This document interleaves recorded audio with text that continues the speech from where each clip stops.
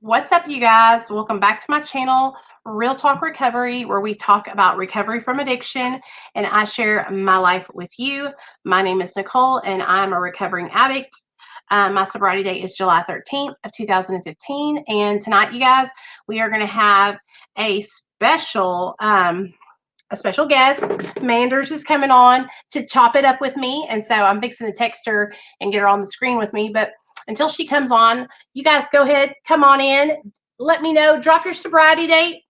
Let me know how you're doing in your recovery. And yeah, all that good stuff.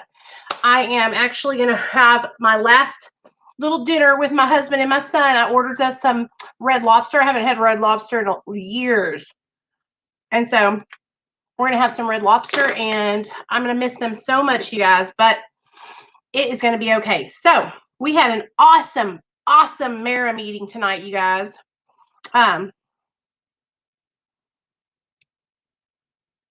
We had an awesome Mara meeting. Thank you for everybody that came to the Mara meeting. Mama, thank you for always being at the Mara meeting, girl. You are a constant in the Real Talk Recovery family, Mama, and I appreciate you so much, girl. I hope you know that.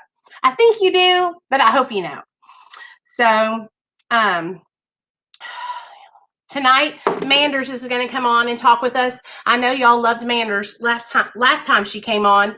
She's just a little firecracker. So we were talking the other day. We want to talk about coronavirus. We want to talk about PTSD. We want to talk about just a lot of different stuff that is affecting addicts and alcoholics, you know. And so, yeah, we're going to talk about that today. Hey, Cindy, love you, girl. There's my best friend. So yeah, we're going to talk about all kinds of different stuff today, y'all. All kinds of different stuff. Let me get all my sharing out of the way. I see all my people on Facebook. What's up, you guys on Facebook? Hey, y'all. We want to talk about just a lot of different stuff that is affecting addicts and alcoholics, you know? And so, yeah, we're going to talk about that today. Hey, Cindy. Hold on, you guys. There's my best friend. /recovery. But yeah. There we go. We're going to talk about all kinds of different stuff today, y'all. All kinds of different stuff. Let me get all my sharing. Little dinner with. Let me get.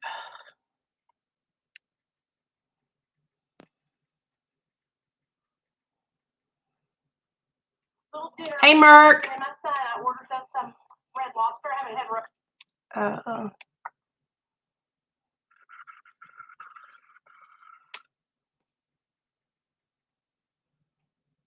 Hey, Chris, what's up, babe? Glad you're in here. Y'all do me a solid. If y'all don't mind, go ahead and share the video. Share the video. And invite your friends.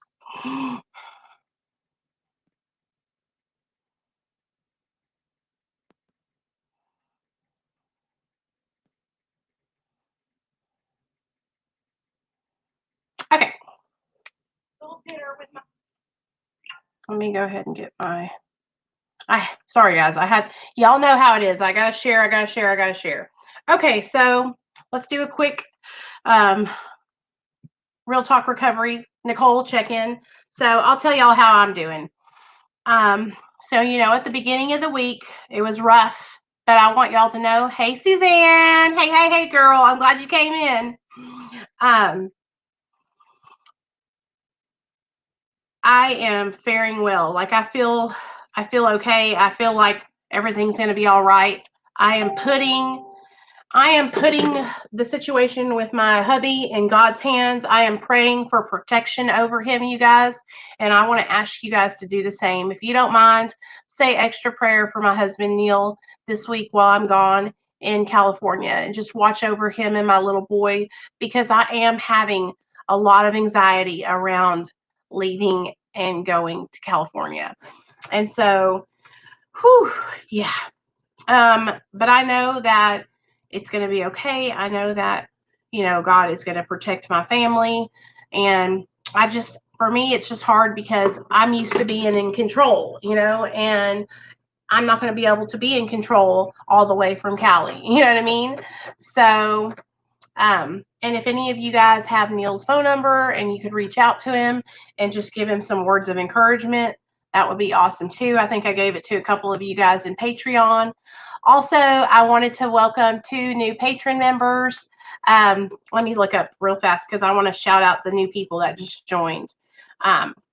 So we got 3 new Patreon members.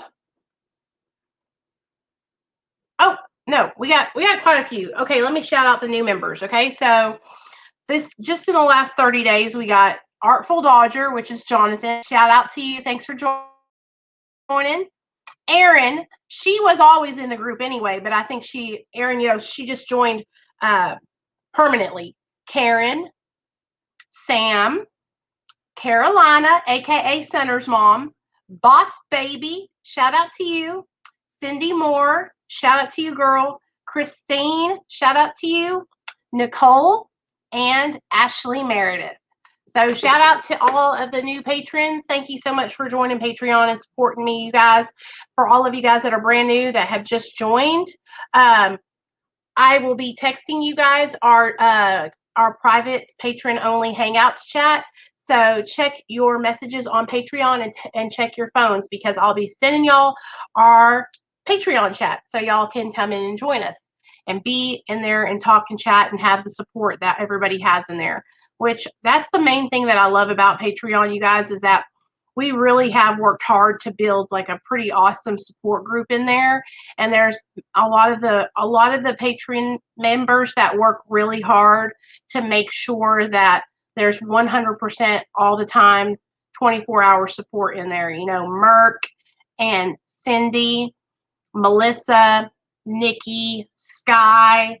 I mean, these are people that are always in there. If you comment and you're going through something and you feel like you're all alone, like there's always going to be somebody in there to answer you and say, hey, it's okay, you're not alone. You know what I mean? So it's a pretty good group of people. I'm very, very grateful to have everybody in there. And so thanks for everybody that's joined, for real. It really does help me out a lot too. So what's up, Jose? Hey, Erin, I see you, girl. Thank you for saying a prayer for my family. I appreciate it.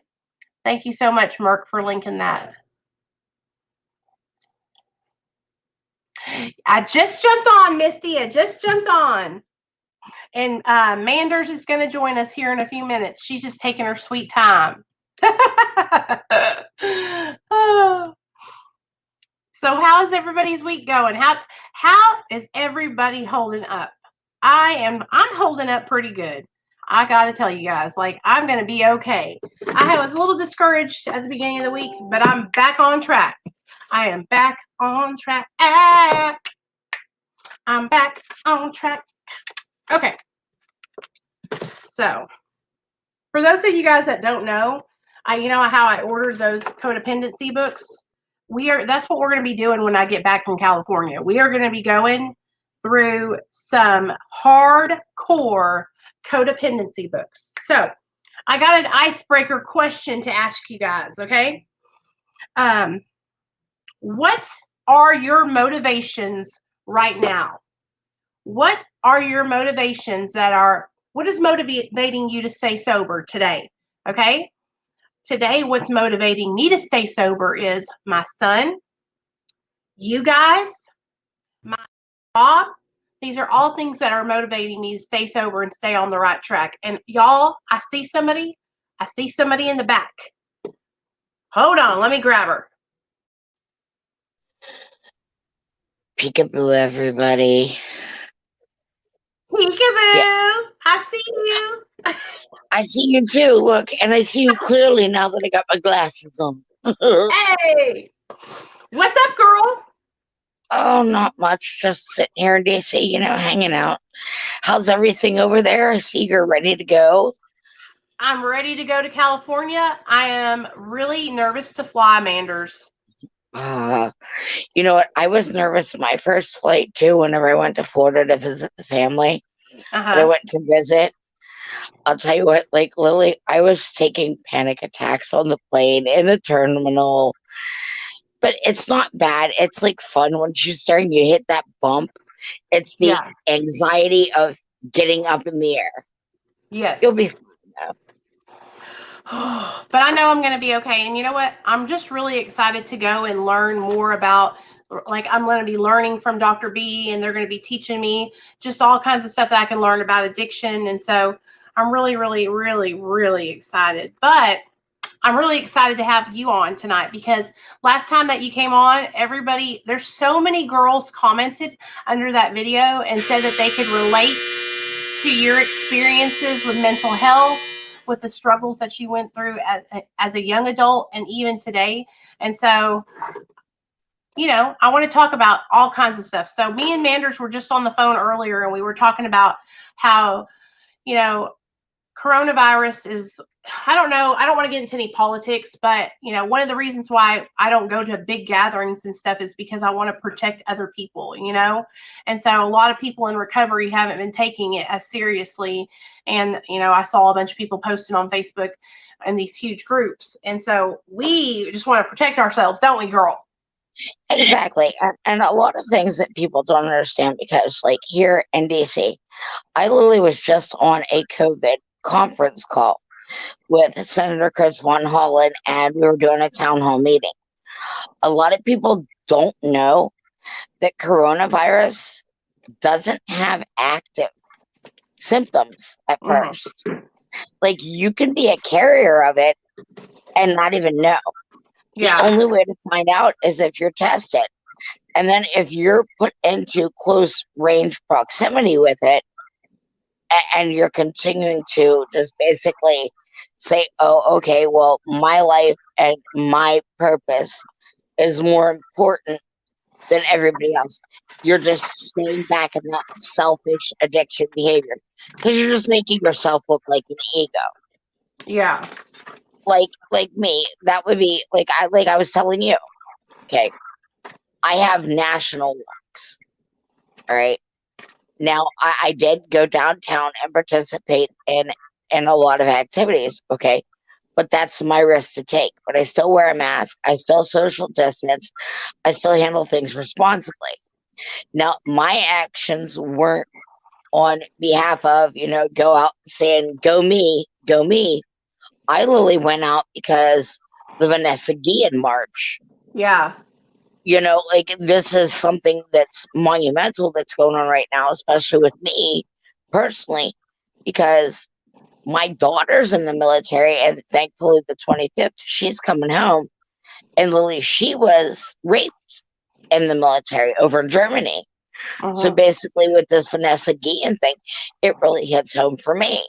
And not to mention, I help organize getting the rally prepared for them. So, of course, I'm going to show up.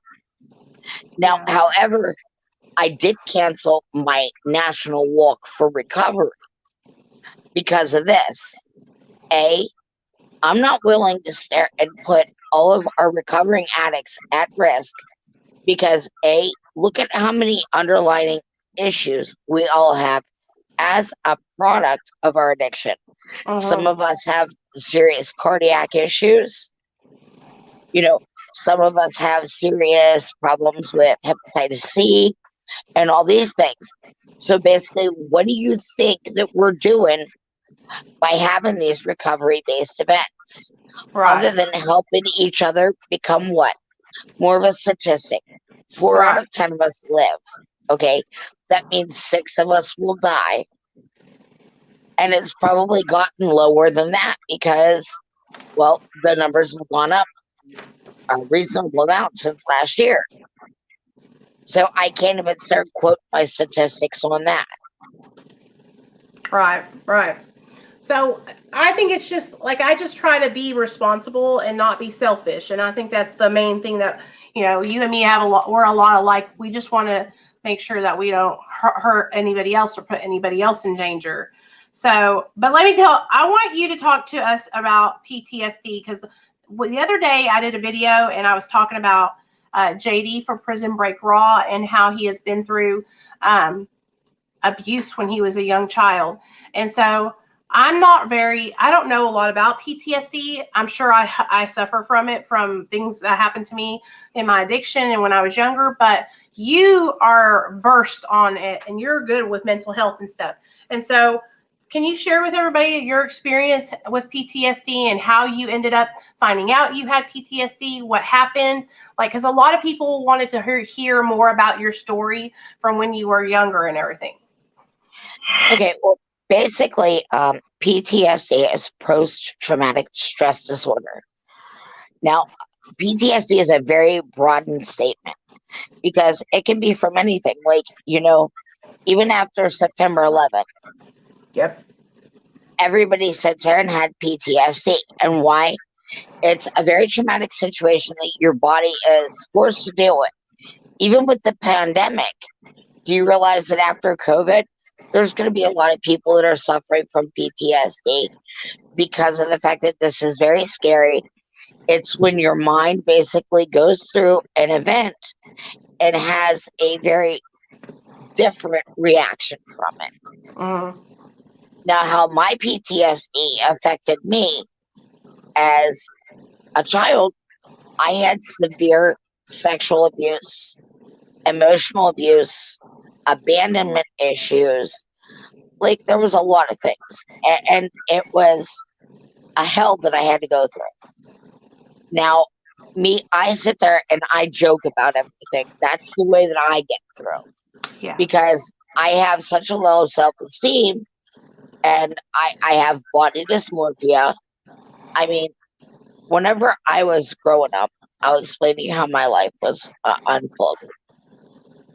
Basically, I was one of those people, and I call it dollhouse. Basically, on the outside, I had to portray to everybody like everything was okay, but on the inside, the first time I tried to commit suicide, I was 8 years old, and I tried hanging myself. Okay, and basically, for all my life, I constantly went through the fear that if I wasn't around, because I'm very empathetic to people, I feel people's energies. This is why I can't be in large groups and stuff, because I feed off of the vibes that other people are giving me. Yeah. I know when somebody's bullshitting me. I know when somebody's sitting there, kissing my ass. They want something from me, but I still allow it because I want to see the good in people. Me too, girl. And it's like no matter how much somebody hurts me, I'm more along the lines of, no, I'm not going to hurt you back. Because in all honesty, all it would take for me to start and mentally break somebody is one sentence. Because I can do it so intellectually that you won't even realize. And it's mind manipulation is what it is. Yeah. And it comes along with the narcissistic, movement, the sociopath, and all that stuff. So that's why I literally took on the role that I did within this community. Because basically, what am I? I'm a decoy. I'm a decoy because the recovery community had no clue how to handle anybody with dissociative identity disorder. They automatically went to everybody else surrounding me, creating more problems within my life. And that's what we need to remember. Like with JD's story, I was a little bit pissed off personally, because let me explain something to you. Until you walk a mile in a person who's been abused shoes, okay, each time I say what happened to me with each individual story, I've got 40 alternate personalities that my mind is separated against to protect me from all that I endured. So therefore, each person that's in my mind, my subconscious, my alters, as we call them, are going to have a different perception on what happened. And the more comfortable that my mind gets with opening up about this trauma, the more the story reveals itself. Yeah. So for those of you that want to sit there and here's me being blunt again, because my apathy.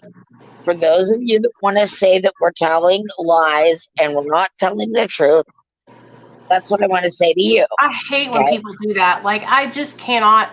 It's like I try to understand, even though I don't have DID.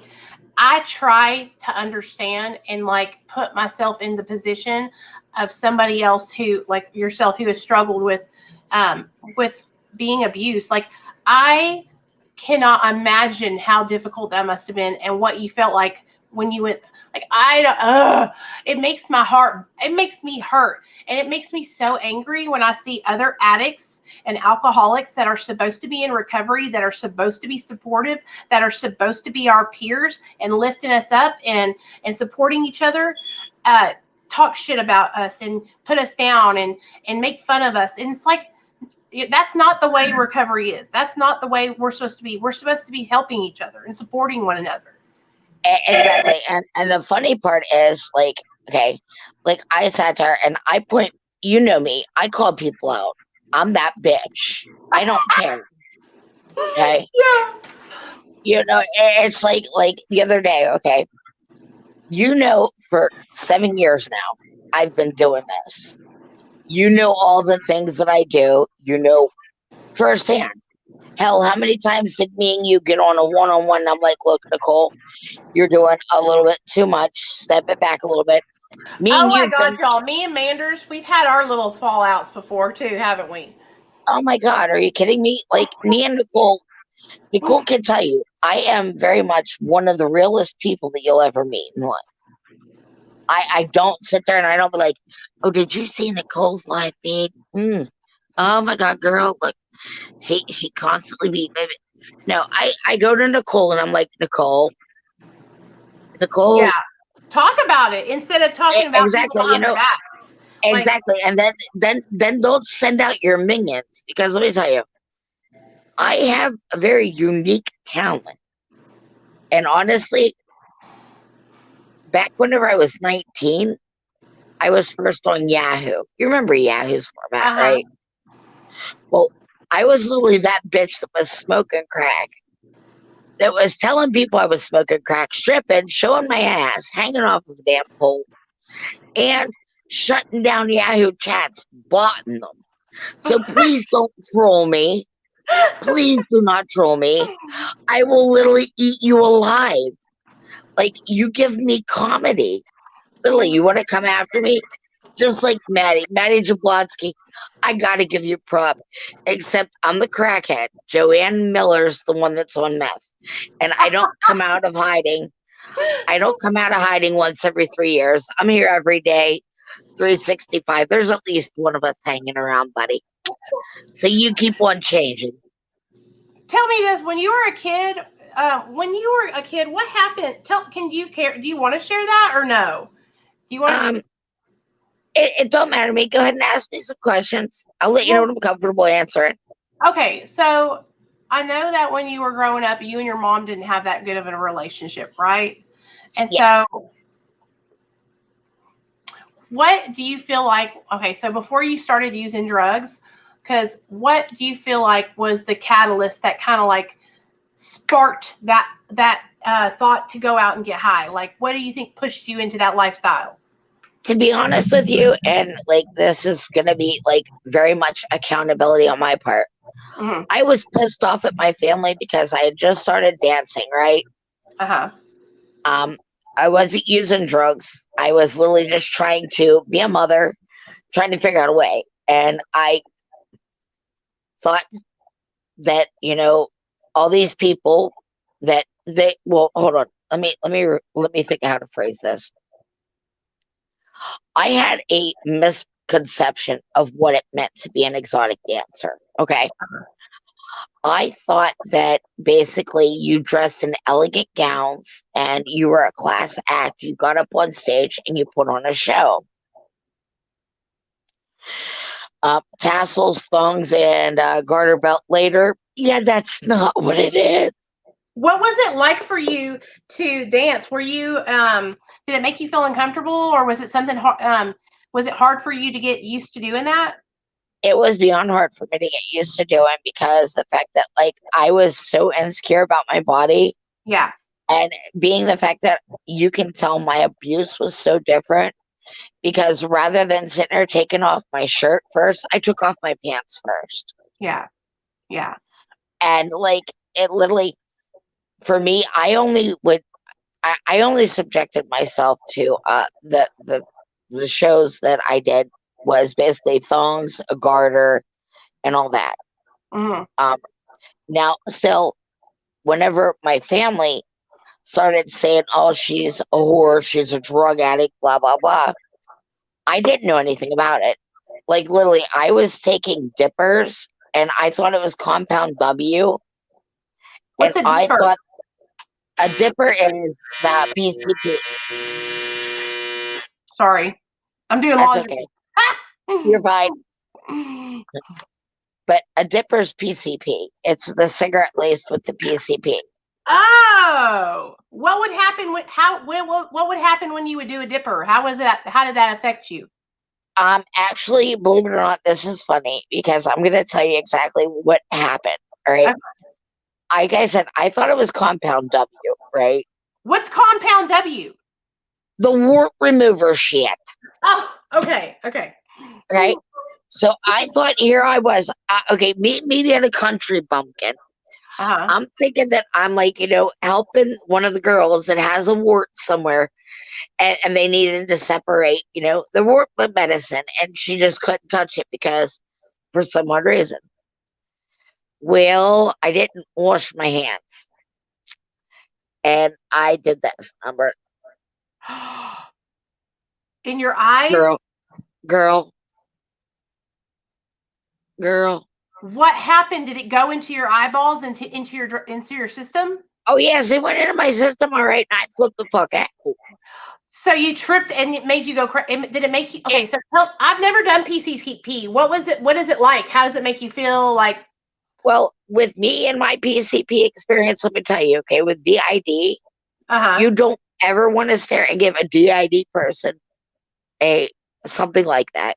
Okay, right. I'll let you know. And if you guys do have DID and you think that hallucinogenics might be the route to go, no.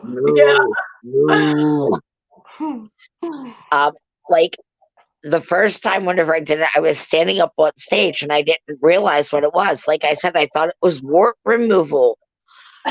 So I'm swinging around the pool, and the next thing I know, all these people are sitting there and they're like Slender Man shit. I'm like, oh shit! Like they were like melting. Oh my gosh, yes. I'm like sitting there, I'm like, I can't do this for 15 minutes. And then like I got down off stage, right? My eyes are all like this by this point. I'm like, oh shit. That is so scary, dude. Like I've never. oh my god, it was beyond scary. Because look, I went back to the bench and I sat there and like it made me really angry.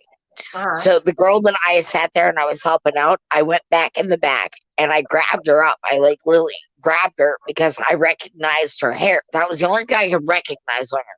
She literally looked like a zombie. I threw her up against the wall because, I was very ill-tempered. I still am, but I've learned how to control that. But I threw her up against the wall and I'm like, what the did I just do? And she's like, you don't know what you just were helping me out. No, bitch, that's why I'm asking you. What did I just do? So she tells me, you were separating the dipper so that I could put a cigarette in it so that they could smoke. I said, bitch, are you just telling me that I just played with embalming fluid? That shit they put in dead people. Yeah, yeah. And she's like, yeah, you didn't know? Damn. Does it look like I know? Does it look like I knew? So basically, whenever, that happened, and I was, I had already been smoking weed, but I had smoked weed because of the fact that you already know that's my medicinal. Yeah. And it's always kept my identities at bay. And back whenever I was 22, literally, I didn't know that I had dissociative identity disorder. They thought it was either multiple personalities. They were claiming it was bipolar. They thought that it might have to have something to do with my PTSD. They thought it might have to do with something with my autism, with the Savern spectrum. Like, I'm a mess. I literally am a wreck. Like, I'm every parent's worst nightmare. My dad should have, like, literally shot on the chest. We But all are. We all are. You know what I mean? Like that makes us special. That's what makes you so special is that you are so different. You know what I mean? And so you rock. Like, don't ever let anybody talk shit to you, girl, because you're amazing. And that's why, like, I'm serious, you guys. Like, I really do love Manders. Like, that's why I wanted to start having her on the channel just for like a monthly little episode where we could just talk and stuff. Because I want to like hear more about your story, and I want to pick your brain, and I want to know like experiences that you've went through, you know what I mean, that made you who you are today, you know? well, basically, with you talking about like, with my child abuse and stuff like that, I don't really talk about my mom portion of it because my mom's passed on and I literally have had to forgive her for that. And I've also asked for forgiveness from her because I took on a lot of the blame, even though I know it wasn't mine to take on, because somebody needed to be held accountable. Hold on, talk. It's my DoorDash guy. Hold on. You talk to everybody. Go ahead. All right. I had to basically hold myself accountable for a lot of different things. And when my mother passed, it became a lot more complicated and difficult to comprehend. Me and my mom were never close, but whenever I was 13, after she had found out that I was being sex trafficked in Florida, they brought me back, and then I ended up in foster care, which didn't go well because as being a victim of sexual abuse and the trauma that I went through, I ended up having to go to what you call a survivors group. Now, excuse me, the survivors group was a group where a group of children that were being, abused had to go and deal with, their issues. All right. Okay. I'm explaining to them about my survivors group whenever I got put into place. Okay. Now, basically, at 4 to 5, you had the children who were being molested. And at 5 would be the pedophiles coming in right afterwards. So literally, we were being right there with the people that were abusing other children. Oh, so damn. We would like literally cross and interact. Now, I went through shit in my foster house. I literally couldn't maintain in foster care because I ended up being one of the unlucky ones that would end up with the foster parents that like to touch their kids, or they like to beat their kids. And literally, I had a foster father who thought that it was funny to watch me get undressed. So I found it funny to stand over him while he was sleeping with a knife and just stare and smile at him and tell him, I'm just making sure you don't have any bad dreams. Good for you, girl. Good for you. So basically, they put me into a group home. Now, here's the worst part. Knowing my background and my history and my, PTSD and all of the problems that I had with people abusing me, I get put into a bedroom with a person that has sexual deviant tendencies. It's a girl that ended up literally, I was very little and I wasn't very forceful because, of course, I'm 12 years old. I was about 98 pounds. I had eating disorders. I had already been groomed to be like a Barbie doll and a sex object. Right. Like literally, I knew all about that. Was that your dad that did that to you? Your dad and your mom? No, it was literally what happened was I think that it wasn't intentional because that a lot of people like have a misconception. They think that your parents automatically know. Right. My mom was young when she had. So my mom wanted to start and make a better life for me, but I was very going through a lot of changes. And my mom didn't know how to handle it. So my mom wasn't exactly the most able to take care of me with my with my issues. Right. So she thought that she would give me a better foundation if I went to stay with other people. Uh-huh. And it just turned out that the people that wanted me were they were fucked up. Right. Okay. You know, So the people that your mom gave you custody to, they were the people who messed you. Okay. Now I understand. All right. So when you were in that home, so you were in a home with like a girls' home or boys and girls? it was a girls' home. I was never allowed in a boys and girls' home. I was always too, like, I don't know whether it was because of the fact that they knew that I didn't want to be around people. Mm-hmm. Like, Lily, whenever you talk about my growing up and everything, I never went out on a date. I never went to my prom. You know, I didn't do normal things like that. Like, I've really, to be honest with you, I've kissed 2 boys in my life. Damn. Okay, I'm Really? 40 years old. Yeah. Now, I can't say that I haven't, participated in a lot more intimate objects, but for Mm-hmm. me, you know, that's not intimacy. That's just something to get by. Right. That's the way that I used to look at it. It's like you have your sexual deviants in the recovery community. I could give them a run for their money because I would just sort of look at it and be like, "What's in your wallet?" There are a I'd lot of say, people in the recovery community that, and I don't even know if some of the people know that there are people that are preying on vulnerable young girls that are new in their recovery. You know what I mean? well, they don't realize it, and that's why a lot of people stare and are like, "Oh, you're just jealous because I'm hotter than you."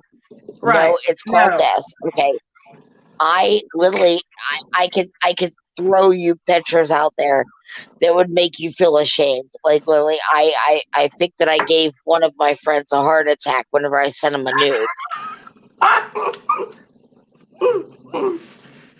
Like I'm telling you, he was like all over the place. Like, is she okay? I mean, Jesus Christ! I'm like, yeah. Well, I told you transparency is the best way to go, and I told you you really didn't know all about what I do. Like now, do I start? Do I like broadcast these pictures? Hell no. No. Nobody needs to see Shamu on ice. Okay. Shut up. What?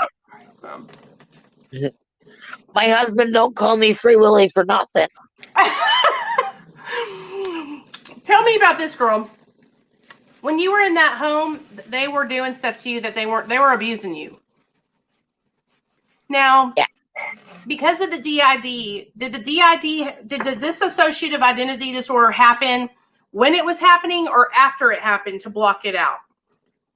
It actually, I do believe that it happened while it was happening because whenever I was raped down in Florida, right, and whenever I was going through it with my guardians that were letting people, have sex with me while I was tied to a couch and Damn. recording it. Well, they wanted me to get pregnant so that they could take the baby and they were going to kill me. They admitted this. Now, my idea was this. I used to watch soap operas all the time, and I thought that for the longest time that it was my imagination that was creating the DID. Yeah. However, now as an adult and studying DID more and knowing what my illness consists of, it makes it even better to understand because I have my own friends. My mind created my own friends because I was bullied all my life. I went through my abuse. I literally had no sense of normalcy. Like literally, for me, you know how I'm like bold and everything? Yeah. I want to explain to you. If me and you had a problem when I was growing up and in the homes that I was in, I used to have to sit down for 4 meetings a day. Okay. 4 meetings a day to confront my problems.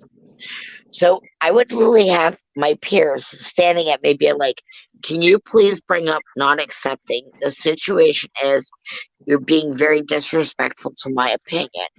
And I would have to look at you and be like, sure, okay, all right. And if I would do so sarcastically, they would literally put me in a corner and sit me in a timeout for an hour. And then I'd have to have a counselor come in, sit down. I would have to write up a essay on why I was pissed off at the moment. And I'd have to write down 3 alternatives. And then I would have to earn what you would call is community time. We would get to earn 4 hours of community time a week on Sundays. And that would be where we would be able to go out with our parents. Well, me being in foster care and that, my mom needed to do a 6-week seminar, an hour a week, and they would come out and see her. She told me for 6 years that she was going to do this process and get me home. My mom never did. I never got phone calls in placement. I had my grandparents, my step-grandparents came and visit me, and I got to go home every once in a while there. But literally, I gave up on life because all the other kids would have the opportunity to earn to go home. Right. Or to have the ability to earn phone calls with their family. And every time I would call my family, no one would answer. I literally was left in an airport by myself at 12 years old when I flew back from Alaska. I mean, there's a lot more to me than meets the eye. Yeah. That's why I fight so hard for the people that I fight for, because my initiative of you're not alone, I am. I'm not alone anymore, thankful to my renegades. That's right. You're not. But I was. And I do. I suffer from that. Like, I won't call people because for me, with my DID, it makes it difficult to not get an answer, because part of my mind tells me you're not even worth enough for somebody to there and say hi to. Like, I was explaining to my friend, my dad and me, like, that's completely unique. Because I didn't find out my real father was my real father until a stranger told me whenever I was 11 years old. And so basically with that really messed my mind up, because I always sat there and was like, I could have had such a better life. And what would have happened if he would have wanted me? Why didn't he want me? And then with my DID, now as an adult, I sit here every day and I'm like, I can't make friends. I can't sit there and I can't have anybody that's going to care about me, because the people that gave me life didn't even want me. So therefore, I look at things completely different than most people. I look at myself as, if something goes wrong in your world, it's because you're my friend, and somehow it's the evil that I was born into, that if I wasn't a part of your world, maybe it wouldn't have happened. I look at things like, am I bothering people? Am I being too much? Am I overachieving? Am I overcompensating? What do I say? What's going to offend this person? Am I bothering you? And then I ask a lot of questions and I ramble. I mean, if I stare and I get like somebody that I click with, yeah, I have the tendency to put them through a extreme amount of tests. It's because to see if they're going to stick around. Yep. You're testing them. Exactly.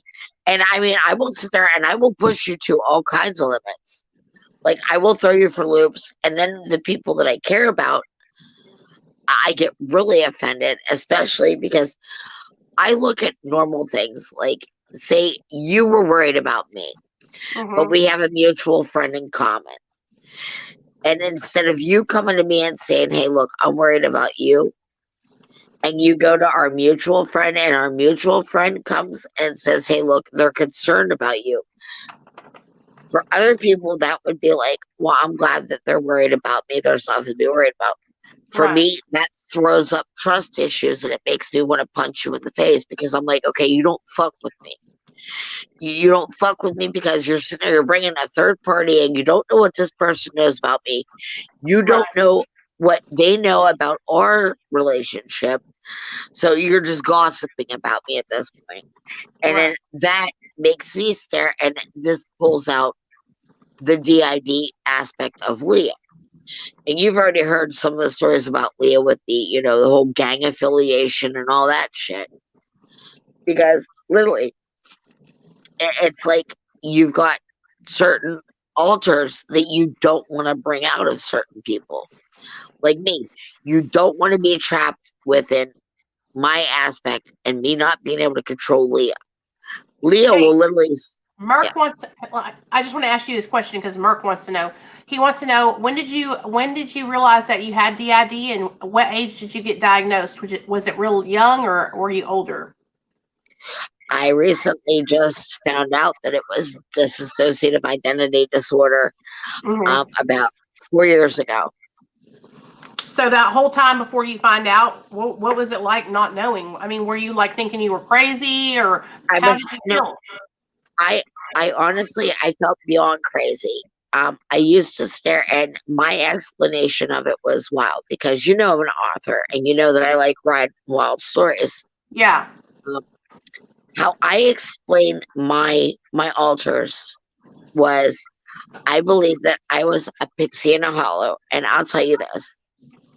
A pixie in a hollow is basically, I thought... What? You got your food? Yeah, tell Daddy to come get his food. Here's your food. Sorry, baby. You're okay, babe. By the way, I have to tell you. And here you go. In Fortnite? Yeah. When you have a sniper, what's a no-scope? I don't know. Here you go. Like, is it... You want a cheese biscuit? Is it like with... Here. Is it like someone close by that you don't have to use your sniper? You just no-scope them, like shoot them without the sniper? Okay. I love you. I love him. He's so cute. I know. He's so cute. He's doing, what's it called? Fortnite?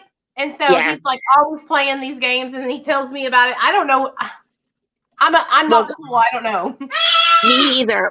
Look, Maddie plays Minecraft, and I'm like, what are you doing? And he's like, I'm building, Mom. I'm building. I gotta build, Oh, Aubrey says, I can understand why you would have trust issues. You were treated like an animal. So you got people in here that do understand. And y'all, just so you know, like, I don't ever see Manders like really get choked up like that and get like cry and watery eyes. So she's like must feel really comfortable with us to share that, because she's usually all tough and shit.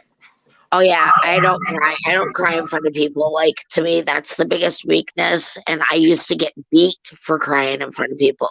Mm-hmm. Like, when you stand and you talk about, you get conditioned for a lifestyle. Mm-hmm. Okay, like for sex trafficking, like you have to literally, it's always this. Right.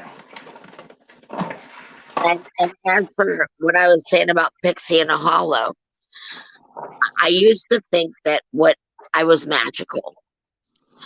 I thought that I was basically like a fairy that was sent down from heaven as an experiment for God. Mm-hmm. I didn't have the magical ability to start and protect myself from other people, but my magic was to protect other people from other people.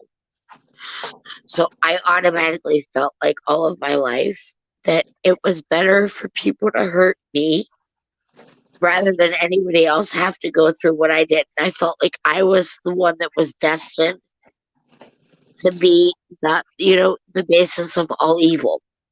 Yeah.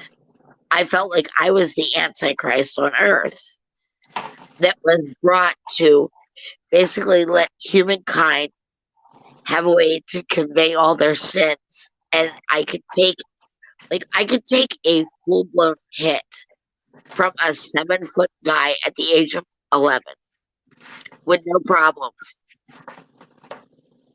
And I would smile about it. I would smile. Like, I literally would get beat with a belt, and they would beat me till I would cry, but I wouldn't cry. I wouldn't give them the satisfaction of crying. Because that made me look like a pussy. Yeah. That makes me so mad that you had, like, honestly, like, I can't believe that you're here and not in prison and, like, in a lot of trouble because of what you went through when you were younger. You know what I mean? Like, that's traumatic. It's beyond traumatic. And, like, my family, and, like, they're not bad people, okay? Right. My family just doesn't want to come to terms with the fact that people can be this evil. So, and for me, I look at it differently. Like, everybody's like, oh, she blames her family. No, I don't.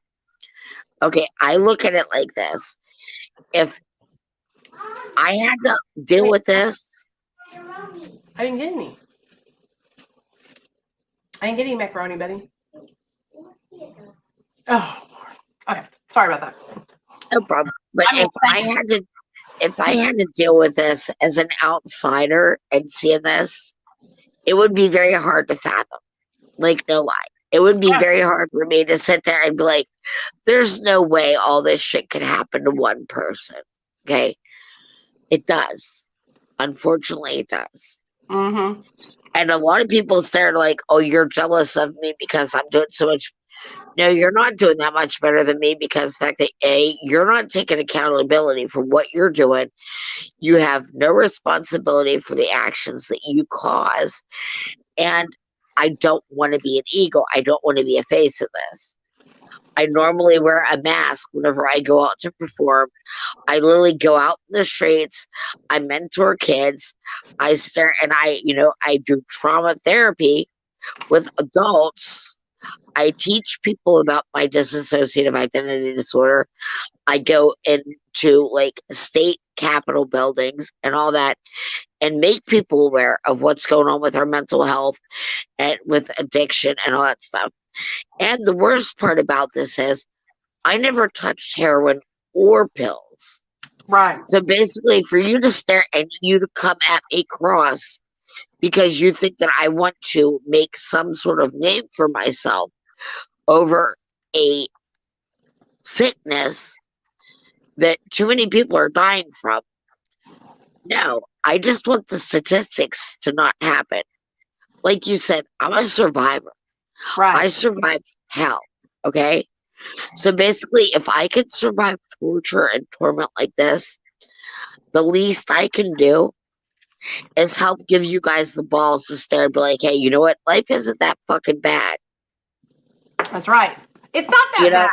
If you can get through it after all those horrible things that happened to you, then anybody can get through life. And that's what we've all gone. Listen to me, Manders. You are a freaking superwoman because normally when I'm just saying, normally somebody would curl up in a ball and say, you know what, I can't talk about this. And I don't think you understand how many women and men have gone through that kind of abuse when they were younger, and some even when they're older, that are going to watch this video and they're going to say, damn, holy shit. Yeah, holy shit. And then like it's crazy because you know me, like I told you, I'm very confrontational because I was taught to confront my problems and not hide from them. So I come across as a grade A bitch because I'm a grade A bitch. I love it though. And it's like this, okay? I ask people questions and I ask people how to better myself. Because I'm not one of these people that sits there and says, fuck you, I'm perfect. You like my makeup? No, bitch, you're not going to like my makeup because I don't even like my makeup. Okay? It's eyeliner and it's stars. Yay. None of us we're all just trying to be better one day at a time, and it's like this, okay? I could stare and I could do so many more things that, I could throw out everything that I do. I could be that ego. I could stare and be like constantly on these live feeds, exploiting everybody that I talk to. However, I was exploited all my life. Right. And whenever I stare and I tell people, like, I have a mother right now that I'm trying to work with, because she's very offended that her son's ashes are being thrown out within the recovery community. There's no credit to her son's story or anything. It's just recovery marketers just using the What meme. happened? This lady, you remember the fentanyl with the penny and the ashes, and it says only takes this much fentanyl? Yeah, the penny. I know what you're. Yeah, Yep. why? Yeah. Okay. Well, that's somebody's ashes from their son. Okay. Oh. All right. So basically, the mother and their husband decided to make this meme and post their son's story. Mm-hmm. Now, with the the whole wonderful world of recovery, they decided to take his memory and utilize it as a marketing scheme. Right. The mother reached out to these people and asked them to remove it. And I've also been asking them to stop taking the pictures and stuff from the groups. Because when we throw our pictures out there on the internet, let me explain to you. I'm on file sharing as a child pornographist. Okay. I literally get to deal with that. Are people taking people's before and after pictures without their consent? Yep. And they're sharing them to other pages, and they're editing their story and making it look like they're the ones responsible for getting them in treatment. And then you've got the people that sit there and they want to, have all these problems where they're not able to hold themselves accountable, and they run with everybody else, and they don't care about protecting the anonymity. Right. Like you've got certain people that'll walk up to you while you're at a recovery event, and they'll have a live feed on you. Like, do you want to be recorded? Well, it's too late now because you're already on my live feed. So just go ahead and tell them who the fuck you are. Okay. Right. People are lucky, because generally they would have gotten their live feed on World Star. I would have knocked their ass out. I would have broke their camera. And like, people were like, "Oh, you're not that." Yeah, I am that person. Yeah, I really am. I really am. You got to be careful with your before and afters, because there are people out there that are just trying to get ahead make money, And not to mention, okay, here's the worst thing. All the people that just want to stare and focus on your stories,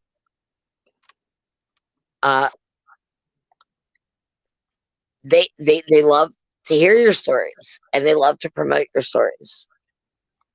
They're not there for you whenever you find out you're really fucked up in the head. Trust me, I know. Right. Because like I said, I just found out within the last 4 years about what my diagnosis was.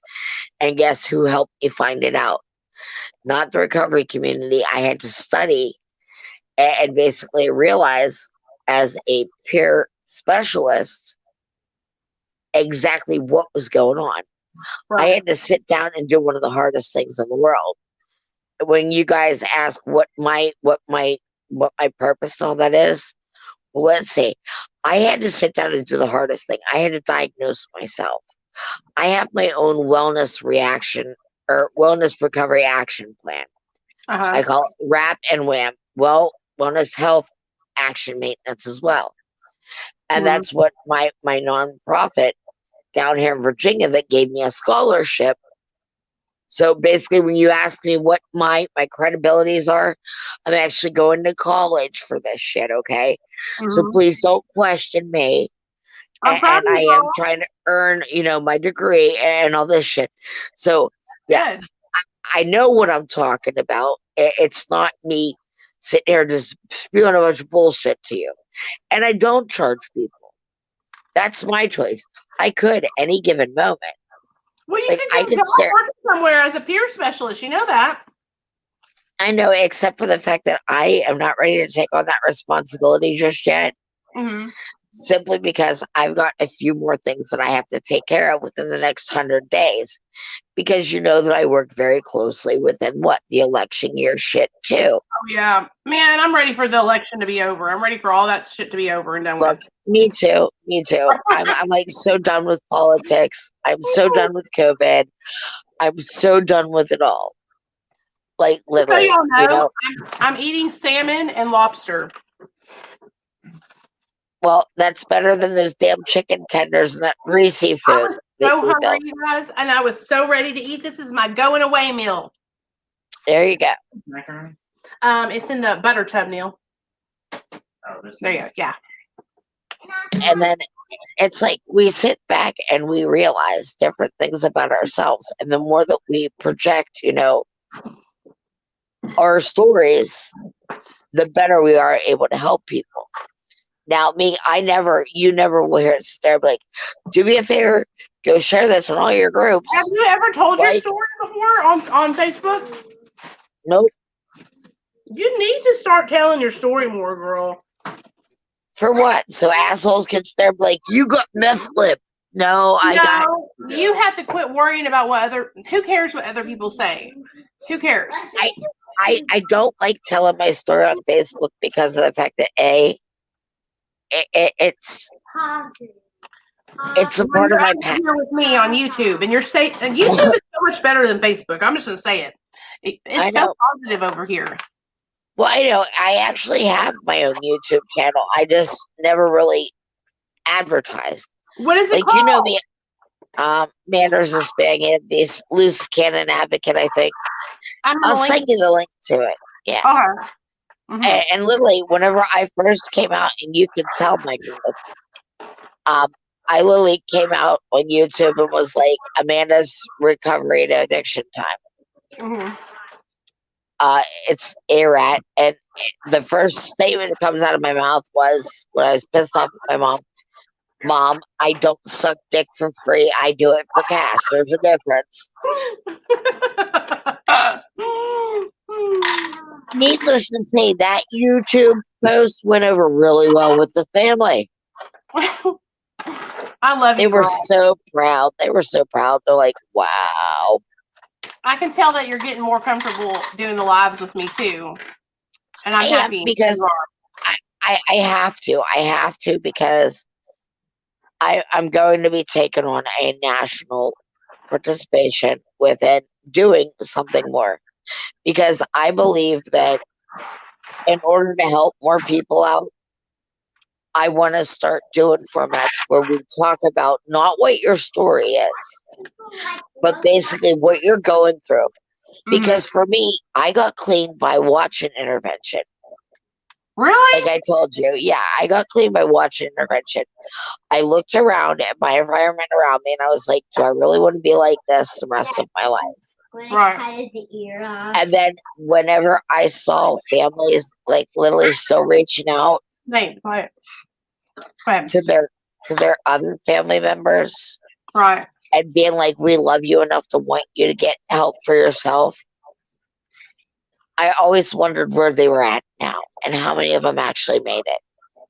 So basically, I wasn't even ever going to throw my story out here in this community because I thought that my story needed to die with me. No. Until I saw my daughter start going through the same things that began when I was her age. Like, it's all about shattering the stigma. And we all sit there, and no matter how you want to spin it, it all begins with shattering the stigma. In order to shatter it, you've got to break free from your shell, and you've got to break free from your own hell. Like, granted, when you hit a mirror, you're going to hit 7 years of bad luck. It's kind of like the same thing in recovery. When you say your story, you're fucked for 7 years, buddy. Okay, at least. Telling my story has helped me to break free from those bondage. Exactly, it does. Except for me, like, because of how many different portrayals that I have of my story, it's not going to make sense to a lot of people because you see, even my Facebook doesn't make sense to people. That's why that's why I try to guide you when you're sharing and like stop you and talk to you and ask you questions, so that way, I can stay to understand. Yeah, because I have a lady that I counsel. She's like my sister Cookie, I call her.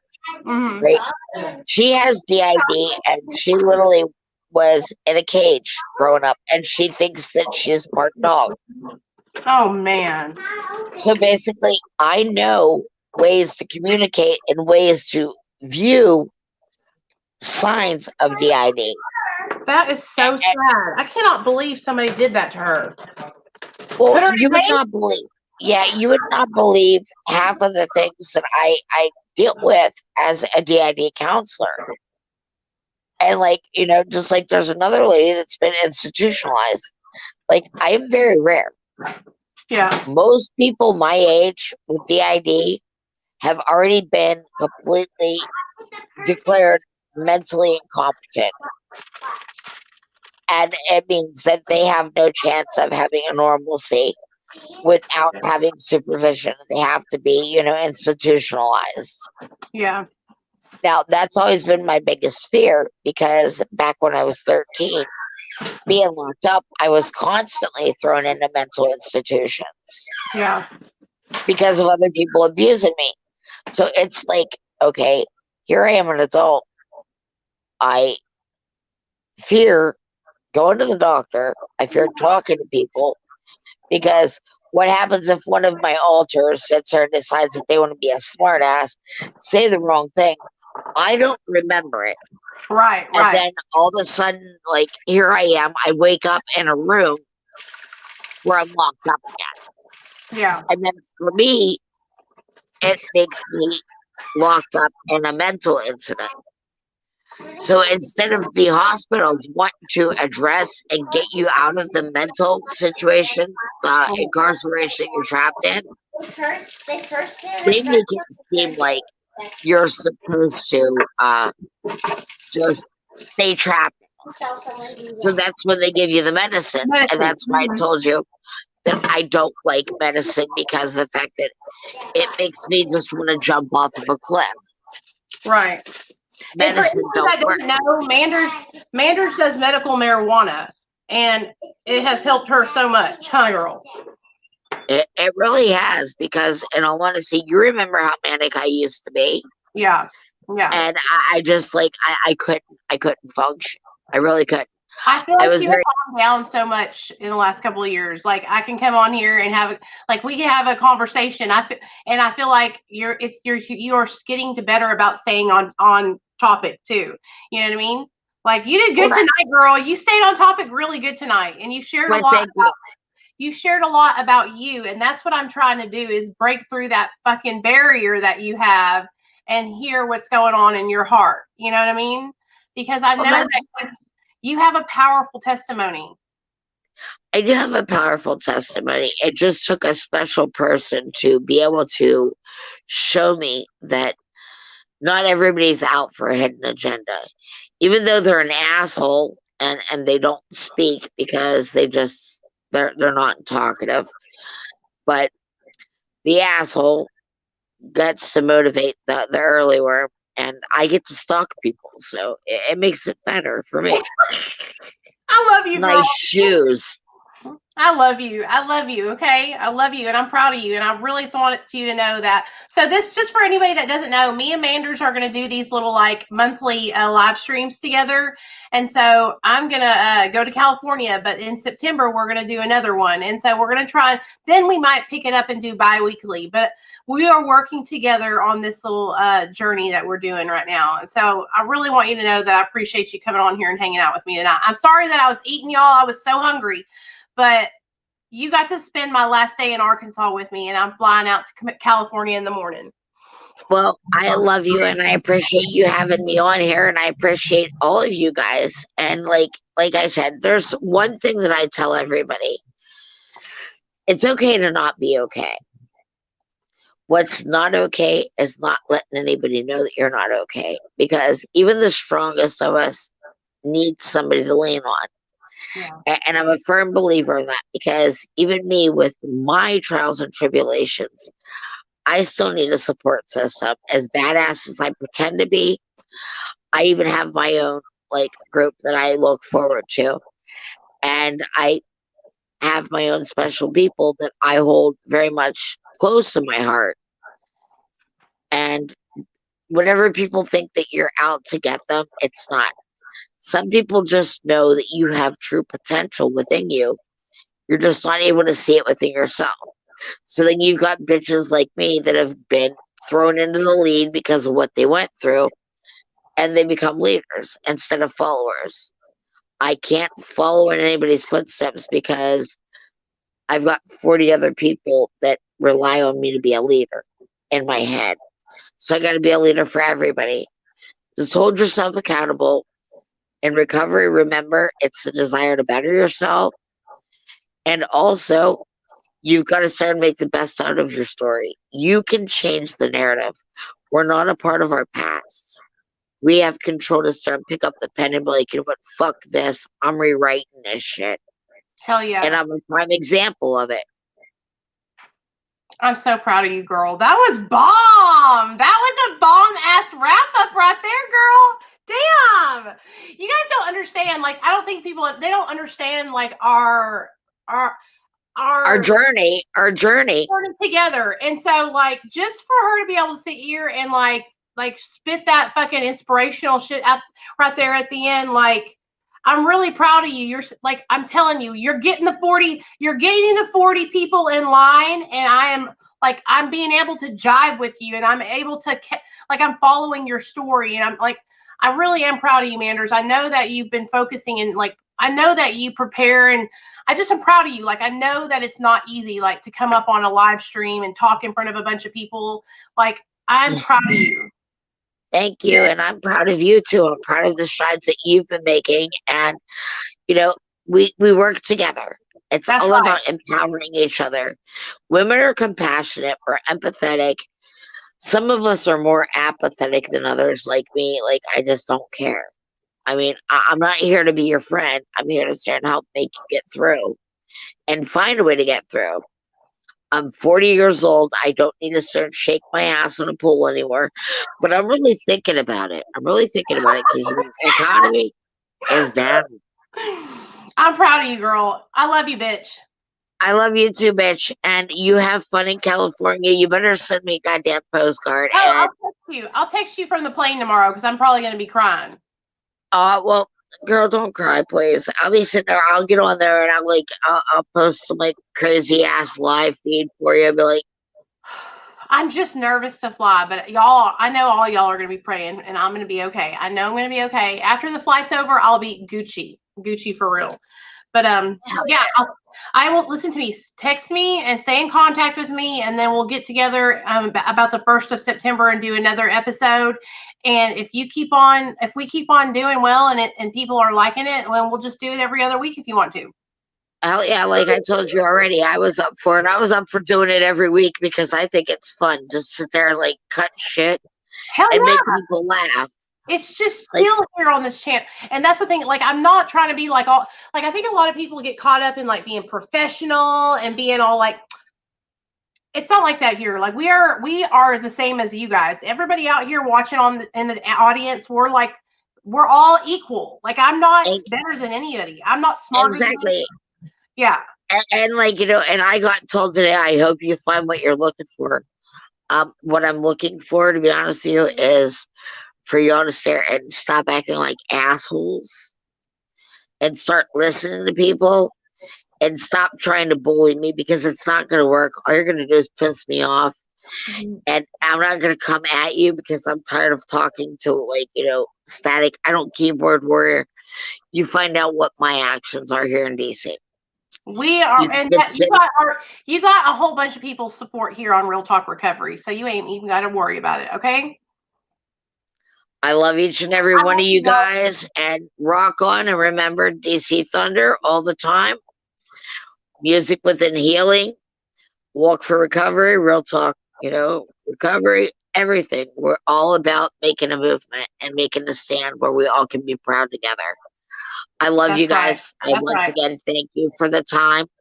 Nicole, it was a pleasure always. And hit me up. Let me know when you land and all that shit. I love you, and I love that little baby boy. And with the incident that happened with the hubby, you tell him I said, keep on rocking. We got this. We'll figure it out. I love you, girl. And if you need me, you already know. I love you, girl. You're gonna make me cry. Okay, I love you. Bye. I love you too, boy. Sorry, guys. I'm a little emotional. I have so many amazing friends because of this channel and because of the recovery community, and so I'm just so grateful to have all you guys, and I'm like just so grateful. I can't even believe that I'm going. Everything that's happening in my life today is because of recovery and because of this channel, you guys. So anytime that you're struggling, anytime that you think that you can't go another day and that you're not going to ever make it and that your life isn't going to amount to anything, I want you to know that I felt the same way. I felt the same way for a long time. And I started this channel because I had no support and I felt alienated because I was on Suboxone and I felt like other people in recovery didn't believe in me and they didn't want me in their groups. And so I started this channel and it has saved my life. And because of this channel and you guys, everything in my life is different. You know, I have a job where I can help other people. I'm flying to California to work with the bomb ass Dr. B. Like, none of that would happen if it wasn't for this channel. And I just want you guys to know how grateful I am to each and every one of you for watching my channel, for supporting me, for believing in me, for pushing me and telling me, Nicole, you're worth it.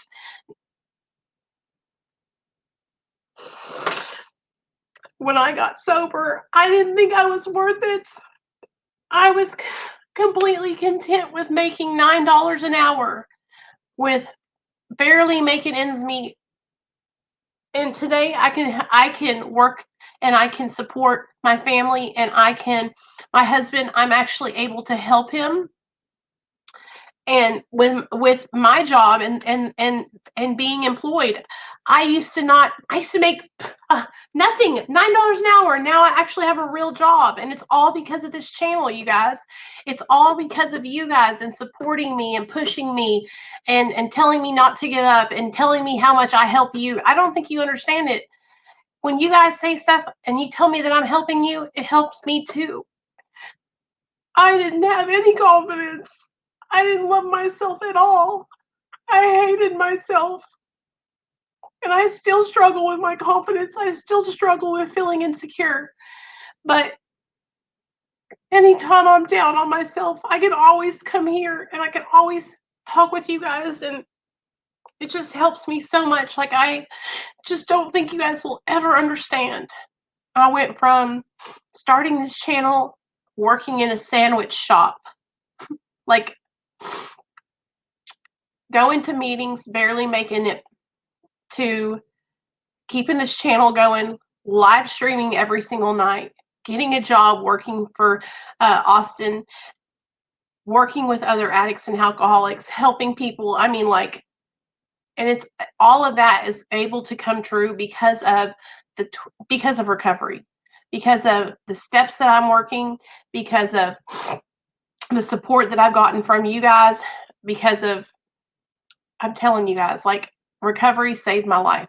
And if it wasn't for recovery, none of this would be possible. So I'm sorry, I was getting a little bit emotional. I just don't want you guys to think that I don't appreciate you guys, because I realize that because of this channel, I have been able to find I have been able to connect with people I would never been able to connect with if I hadn't had this channel. And so you guys are part of that. I would never have gotten my best friend. You guys, I don't think you understand. Cindy Briggs has been such a good friend to me since I met her a year ago. And I can talk to her about anything. I can call her anytime, day or night. And I would have never met her if it wasn't for this channel. I would have never met Merck if it wasn't for this channel. And Merck helps me every day. He makes sure that all of my stuff is taken care of in the Real Talk Recovery chat. He helps with anybody that I send him, like any guys that need help, I can send over to Merck. There's so many of you guys. I don't want to leave anybody out, and I don't want you guys to feel like I'm not like recognizing you, but I just don't think you guys understand. Like, I don't take any of you for granted. Like, you guys are so important to me.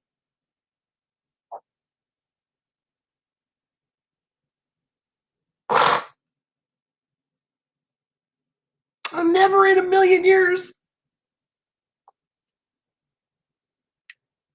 I just never thought that my life would be any better than drugs and alcohol. I never thought it, and I never seen it. I never imagined, even when I got sober, I didn't think it would be as good as it has gotten. And so I just want you guys to know, like, so many of you guys mean so much to me. Sam, I'm so grateful for you. Sam calls me and texts me every day and checks on me just to tell me that he loves me, and I'm just like, Esther leaves me little notes on my channel all the time. Like, there's so many of you guys. Like, I read every single one of you guys' messages. I read every single comment.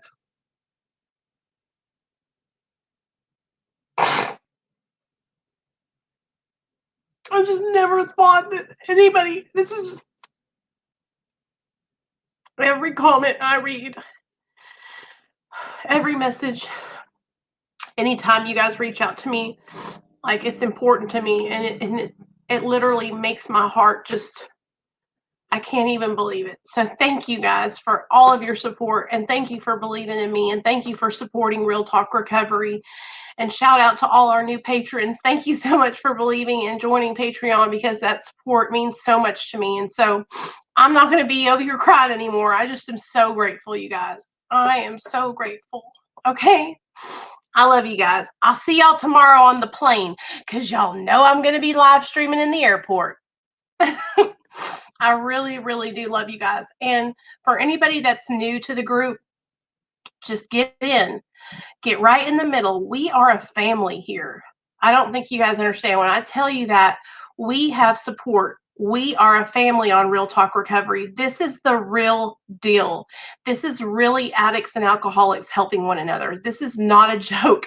This community is amazing. Amazing. There's no other community like it on YouTube or Facebook. There's no other community like it. So I'm going to go. I'm an emotional wreck. Thanks, you guys. I love y'all.